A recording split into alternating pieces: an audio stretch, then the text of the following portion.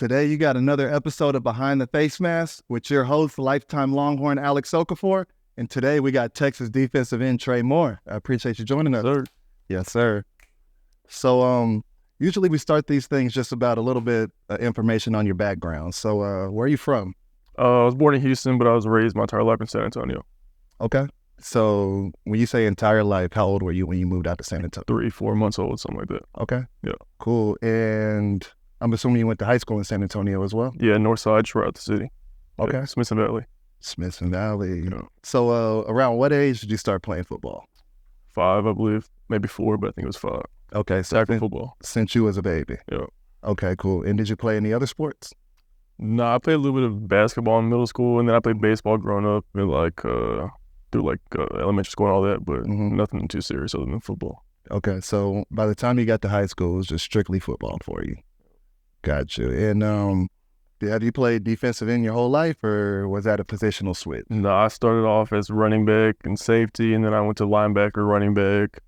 Then I went to DN, just basically trickled down until I was a defensive end. Running back, safety, linebacker, then defensive end. Yeah. You usually don't see that type of path among positions. Usually it's like a linebacker that's spun down to end, or it's a 3 technique that's slimmed down and pushed out to end. But that's interesting. Running back to safety to linebacker to end. Okay, so how did that come about? I'm assuming you were a little bit smaller growing up and then you just grew into your frame, or what? I want to say I was smaller, but I was kind of just always the most athletic kid on the field growing up. So I started off, obviously, just they put the ball in my hands, so I just ran with it. Okay. And then as I got through middle school and high school, as I got bigger and all that, they started to put me at different positions. Okay. So it seems like after running back, you switched over to the defensive side of the ball and there was no turning back. Was that just where your interest was at, or? I think, in middle school, this is when I started playing more just strictly defense at linebacker. And then in high school, I started playing defensive end. That's just where the coaches saw me, and God, it was a pretty good switch for me. So it was pretty natural. Yeah. I'd say it worked out for you. Yeah. Okay, cool. So kind of growing up, who were some of the players that you liked to watch? It doesn't matter if it was college or NFL, just who were some of your favorite players growing up? See, I didn't watch too much of the defensive players growing up. I was a big quarterback guy, like most people are as fans when I grew up. Cam Newton was the main guy that I liked to watch when I was coming up through elementary school and middle school. I was also a big Bama fan at the time, so I loved watching, Nick Saban and his teams growing up. Okay. But yeah, I would say probably Cam Newton was my favorite player. I'm also a big Brady guy. I love his mentality and, everything he stands for. So, yeah. But in terms of defense, when I got into high school and became a defensive end and started looking at the players, I was a big Khalil Mack guy, Von Miller, obviously those guys. Yep. Okay. So in your opinion, who is the greatest defensive end of all time? That's tough. It's a tough one. Greatest defensive end. I was going to say, I can give you some names if you need me to. Are we talking strictly defensive end, or can I Let's call it pass rusher. Okay, then I'll go Lawrence Taylor. Gotta be. Okay. That's the easy answer. Yeah. Let me get your second favorite. Second favorite. Or second best pass rusher of all time.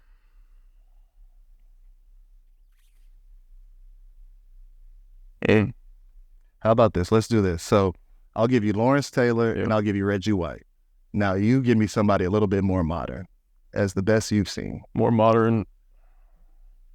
I don't want to say Von Miller, but in terms of what he did and the way he affected the quarterback, it'd probably be him for me. I think it's Von.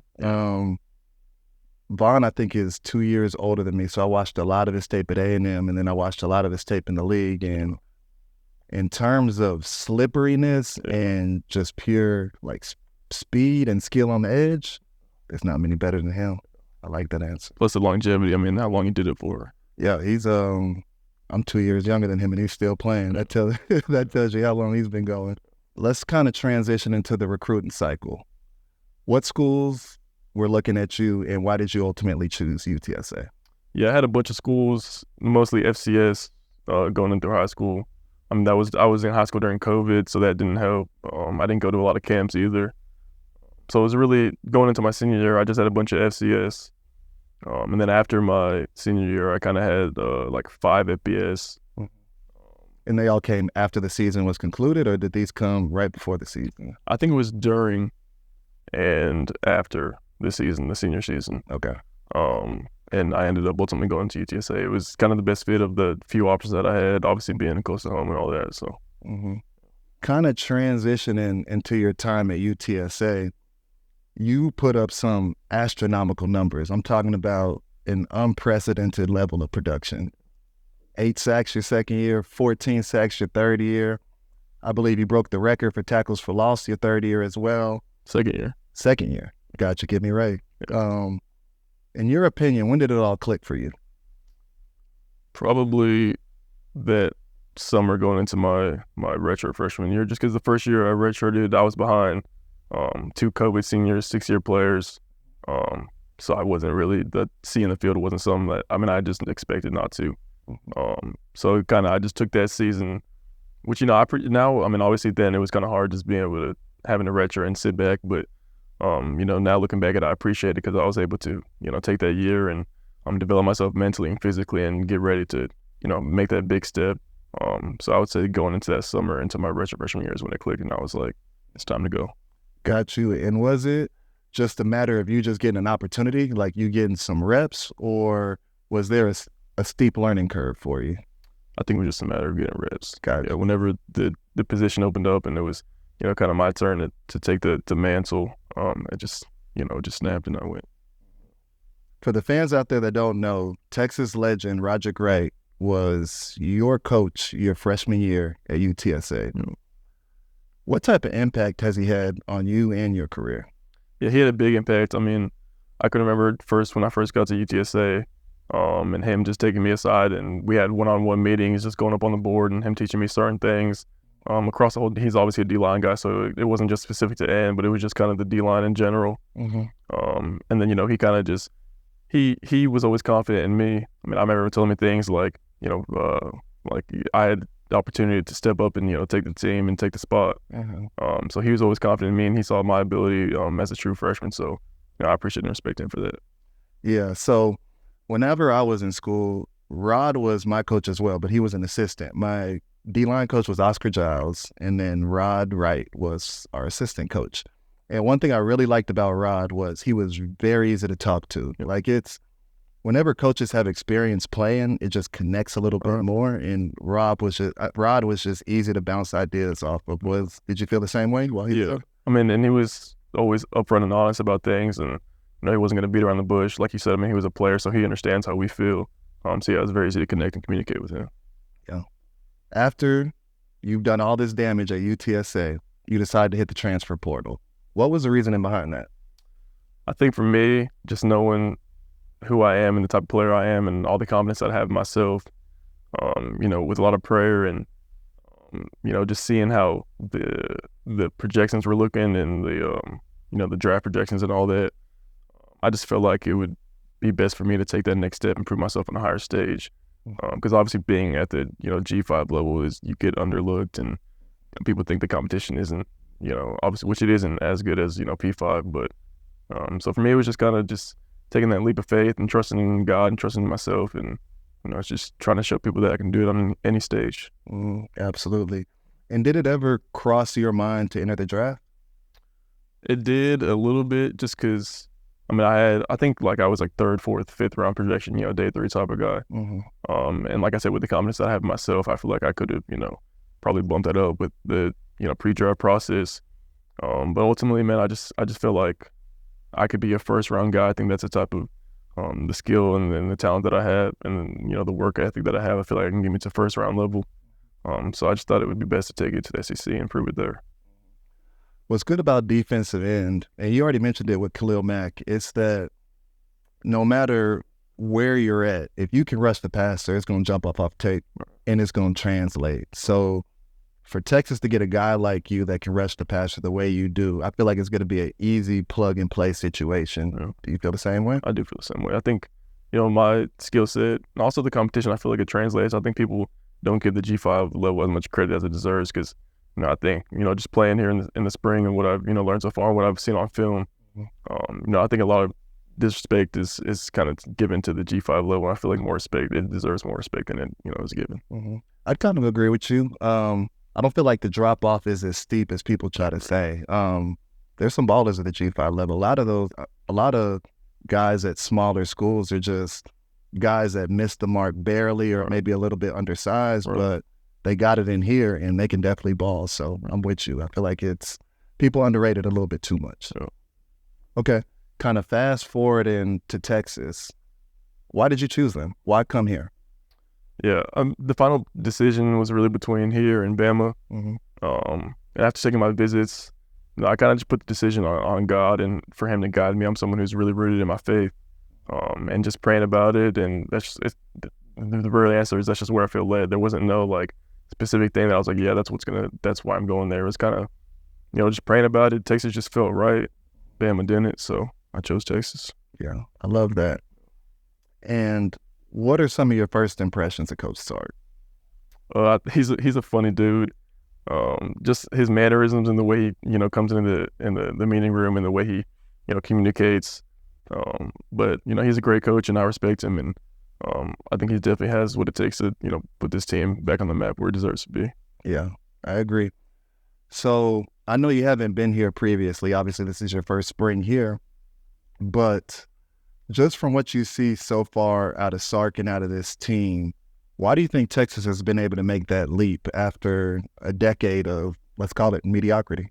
Yeah, it's definitely the culture, especially coming from UTSA, which, Coach Trey there definitely also instilled a great culture. That's what makes or breaks teams, in my opinion. You can have all the talent, all the stars, all the great athletes, all the resources in the world like we do at Texas. And like you said, we've seen them not, they underachieved in the past decade, like you said. But when you instill that culture in the players and everybody in the facility, that's when it starts to click with everyone and starts to take, those next steps to get to where you're supposed to be. And what exactly does culture mean to you? Yeah, culture is just the mindset that everyone has. I mean, when you take a team and you can get everybody to have the same mindset and, going for one goal, and it kind of takes the selfishness out of it. And, it's like you have a whole bunch of individuals, but you make them one and, you get them to where they're supposed to go. I think that's what culture is. Yeah, absolutely. I made it out to a practice this spring, and I shit you not, I literally saw you knocking boys out. I think you might have decleated about 3 people at one practice. I'm talking about cleats above their head. Every time you step out on the field, what's your mindset? Yeah, I think relentlessness is the thing that, would define how I play. Obviously, I'm crafty, and I think I'm an intelligent player, and I think I have good play recognition, good skill sets, good pass rushing. I think I'm versatile. I can drop and do all that. But really, I'm nothing without the relentlessness that I have. Whether I'm getting blocked or whether something goes bad in the play, whether it goes good, I'm going to give relentless effort no matter what, and that helps me make more plays than most people. And where do you think you developed that relentlessness from? Because people ain't just born with that. You got to develop that. So where did you get that from? Yeah, I think number one, it's God-given. I try to do everything I can to glorify God the best way that I can. And then 2, just, my childhood, the way I grew up. It wasn't easy growing up in my childhood that I had. So, just taking those things and knowing that, without this relentlessness, I want to be where I am. So I just going to keep doing it. Okay, so let's have some fun. Let's talk a little bit of pass rush. What are some of your favorite rush moves? Yeah, probably the easy one is just setting them up with speed, giving them a jab, and then just a swipe or a cross chop. That's kind of just the go-to. Obviously, set them up with bull rushes or whatever. To me, it's a chess game. You got to set them up throughout the game. Nobody really knows this, but just 1 sack is all you need a game to really have a great year. It's really that it's harder than it looks, but it's that simple. So really the whole game, try to set people up with, different moves. But yeah, I would say the speed, set them up with jabs, getting them to, show their cards. You can't let offensive tackles sit back and be patient with you. You got to make them be aggressive to beat them. And then really, I've developed my spin move. I think I got one of the best spin moves in college football, if not the best. So that's kind of my mix-up, my curveball. Yeah. I'm glad you brought up the spin move. I played with 2 guys in the NFL that had incredible spins. The OG of spin moves, Dwight Freeney, and then more recently a guy named Frank Clark, which he might not be known for his spin, but he got one of the nastiest in the league. I love the spin move because it's always about timing. Right. When do you know when to bring it out? Once you get the tackle being more aggressive with you. So when you threaten him with speed all the time and he's, just having to jump at you to get his hands on you, and then you go straight at him and get him to be more aggressive, try to get his hands on you, I spin either way, so outside or inside. Wherever I have them set up, that's where I'm gonna throw the spin. But you don't throw. You gotta throw. It's gotta be the timing's gotta be right for the spin move. You can't just throw it, and also you gotta gain ground. A lot of people spin and they spin in place. That's gonna get you locked up. They're just gonna put their hands on you. So it's about the timing, knowing exactly when is the right moment to throw it, when the tackle's trying to get his hands on you, and then getting the ground and throwing that ice pick in there to clear him, and then get to the quarterback. Okay. So if you compare your spin move to a fastball, how many of those fastballs are you throwing a game? Because I'm assuming you can't just go out there and throw 10 spin moves. Like you got to be calculated, right? Yeah, it really depends. I have had games where it's kind of just hitting, so I'm like, why not just keep throwing it? Those got to be your 3-sack games at UT. Yeah, if you watch the film, there's probably a bunch of spin moves going on in there. But it just depends on if the tackle wisens up, then obviously I won't throw as many. But if he's still just gonna give me the same type of looks, and I'm just in there hitting and they're working and he's not learning from them, then I'm gonna keep throwing them. Yeah, Gotcha. No shame in that. Okay. So let me ask you this. Playing with the whole new defense, especially the defensive line, chemistry is important because rush lanes are huge when it comes to the D-line. You got to be able to feel each other. If not, the quarterback's going to be able to step up and take off for 20 yards every single time. Right. How do you develop that chemistry up front between the D tackles and obviously the end opposite you? Yeah, I think it's a matter of communication. So, like, the one that sticks out to me, the player that I have the best chemistry with probably starting off is Vernon Broughton, because we play right next to each other. And so, it's kind of just having that communication of what kind of rusher, we are as individuals, and how we can play off each other. I'm someone who prides myself on, being able to think fast and react quickly based off, anything. So if he's going up high, then I'll take it under and it'll happen naturally. Like, I'm someone who can rush naturally with people like that. So it's kind of just knowing what each other wants. If we want to run games or if we just want to do it individually, whatever it is, just kind of understanding each other. So you just got to kind of communicate and figure out what that is from each other. Coming into this D-line room, you got top dog Baron Sorrell, oldest guy in the room, probably has the most production. How has he kind of helped you get acclimated to this new team? Yeah, he's so we're in the same room with PK and a couple other of the edge players. He's obviously the guy that I, went to if I ever needed anything or, had any questions about anything on the defense from a player's perspective. And we're on opposite sides of each other, so we're just able to, understand that we're both kind of veterans in this game now at this point. And, our communication is definitely important. Like I said, he's the oldest guy and one of the leaders on defense, so, and we're in the same position, so it's definitely important that we're on the same page. And we're kind of similar individuals in terms of, we understand the work and the importance of just the discipline. We're not super out there individuals. We kind of just keep it cool and business-like, and we get our jobs done. So, yeah, we definitely understand each other, and we have a good relationship. All right. Between San Antonio and Austin, just off the top of your head, what are some just snapshot differences? Yeah, San Antonio is a way bigger city in terms of size, but Austin, when you're in it, just feels bigger just because the population is more dense. San Antonio is probably more chill. Austin's got a lot more going on, I would say. They're definitely very unique. Austin's very unique. Yeah, I was in San Antonio my whole life, so it's my first time really living in a different city. Obviously, I've been through Austin, driving through and, living in Texas, but they're definitely unique and very different. Yeah. Okay, let's talk food. I know you've been in San Antonio your whole life, but have you gotten to eat it all out here in Austin? I've gotten to eat some. Okay, how do you compare the food here in Austin compared to San Antonio? I think the food here is just more like personable. I feel like there's a lot of more, not chain restaurants, kind of just people who have their own restaurants, and there's a lot of different options, many different things you can try. San Antonio obviously has a lot of Mexican food, and then we got a bunch of chains out there, but yeah, I'd say Austin has just got places with more personality in terms of restaurants.